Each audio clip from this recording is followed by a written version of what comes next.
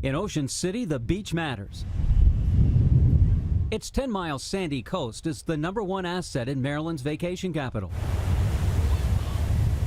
This quaint town of just more than 7,000 welcomes 345,000 visitors each summer. Hotels, condominiums, clubs, bars, and restaurants exist because of beachgoers. Ocean City tourism generates $150 million each year in tax revenues for the state. But change as significant as the constant offshore breeze is literally on the horizon. It's an epic moment for Maryland to cement the U.S. Offshore wind industry in this state, create thousands of jobs for multiple generations. Paul Rich is Director of Project Development for U.S. Wind.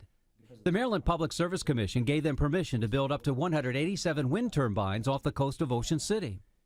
A 750-megawatt offshore power plant set to open in 2020. So this is going to provide enough electricity for 500,000 homes. Electric cables will be buried 6 to 8 feet under the ocean floor and connect to the grid at this coal-fired plant in Dagsboro, Delaware, eventually replacing coal. It will cost ratepayers 97 cents a month to subsidize the $1.4 billion project. It's sort of a triangle like this with Ocean City here. The turbines are 60 stories tall. That's 50 feet higher than the Washington Monument. This is what U.S. Wind believes the turbines will look like 12 miles away.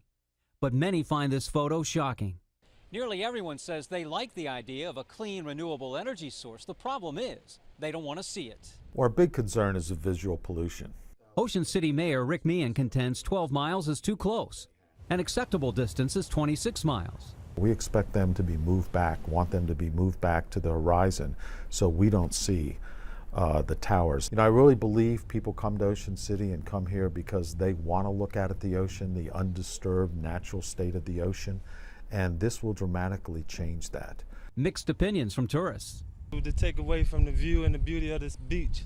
It won't really ruin the view of the beach. I mean, if it's out far enough, and to me, I actually think it's pretty with the spinning of it. It would kind of ruin the serenity of it. The PSC attached nearly 30 conditions to the project, including requiring manufacturing in Maryland. U.S. Wind will build the turbines on the former site of the Sparrows Point steel mill, creating thousands of jobs. But the wind farm distance from shore remains a sticking point. Since we started about 12 miles off the coast, and just in an initial response from the city and listening to their concerns, we were able to engineer the wind farm to be an additional 5 miles further east. That puts the wind farm 17 miles off the coast. This is what U.S. Wind believes it will look like from the shoreline. Ocean City Councilman Tony DeLuca agrees with the mayor. 26 miles offshore is the magic number, and they'll push that during the federal permit process.